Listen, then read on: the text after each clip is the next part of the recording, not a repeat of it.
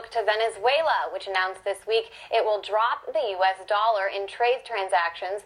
Venezuela's industry minister, Tarek Al-Assami, made the announcement Tuesday, saying the country will no longer submit to any monetary domination as U.S. intervention. All transactions in the domestic exchange market will be referenced using the euro and other convertible currencies.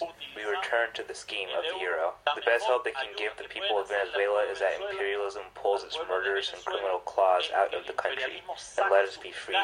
We will not be anyone's colony again. With Venezuela and the dollar in question, we turn to former UK Member of Parliament George Galloway to discuss. George, what do you think is driving this? First of all, do you get a sense that in Europe and the UK as well, there's a sense of frustration about being tied to the US dollar? Well, there's nothing so powerful as the power of an idea whose time has come. And the idea of breaking free of the hegemony of the US dollar is now everywhere, even in the most unlikely places. We've discussed before the foreign minister of Germany, once upon a time a client state of the United States, which is now openly searching for an alternative to dollarization in international trade.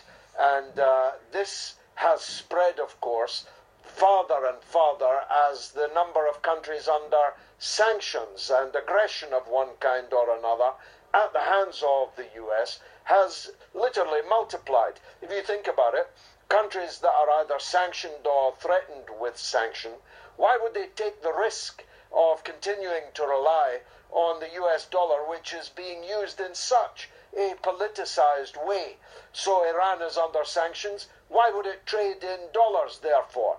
Why would Russia and China trade with each other or elsewhere in dollars when they are the subject of trade war and sanctions from the United States? And Venezuela is the latest to conclude that such is the level of aggression coming out of Washington, such is the obvious regime change appetite in Washington, that they might as well bite the bullet and buck the dollar. Considering how the U.S. reacted, though, to, for example, Saddam Hussein when he adopted the euro over the dollar several decades ago, what is Venezuela risking with this decision? Well, of course, there's a big risk in it, but the level of enmity coming from Washington towards Venezuela has now reached the point of no return. So I think the conclusion is we'd be better hung for a sheep than a lamb, as we say here.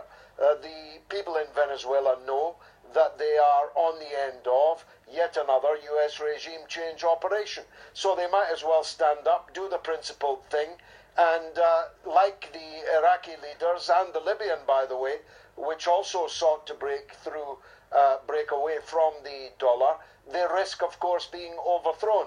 But it's not as if that risk disappears if they don't take this step. I was actually in Baghdad. I was talking with members of the former leadership of Iraq when this move was being discussed. I did point out to them at the time that the US would regard it as a red line. But times have changed, and the number of US opponents, stroke enemies, has multiplied in that time. For a start, Russia, at the time that Iraq was under attack from the US, was more or less in an interregnum. Russia is now in the Axis full time.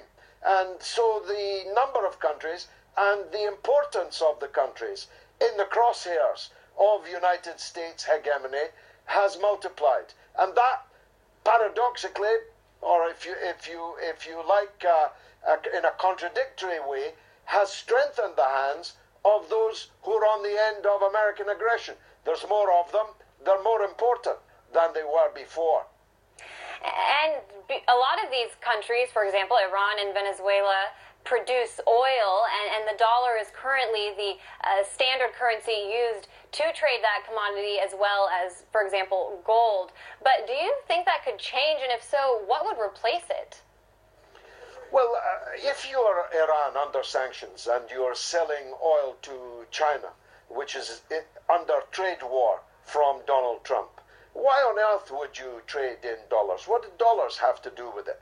The dollar could be an international reserve currency, the international reserve currency, if it wasn't being used in a politicized way. But it's quite obvious that it is, and therefore, why use it?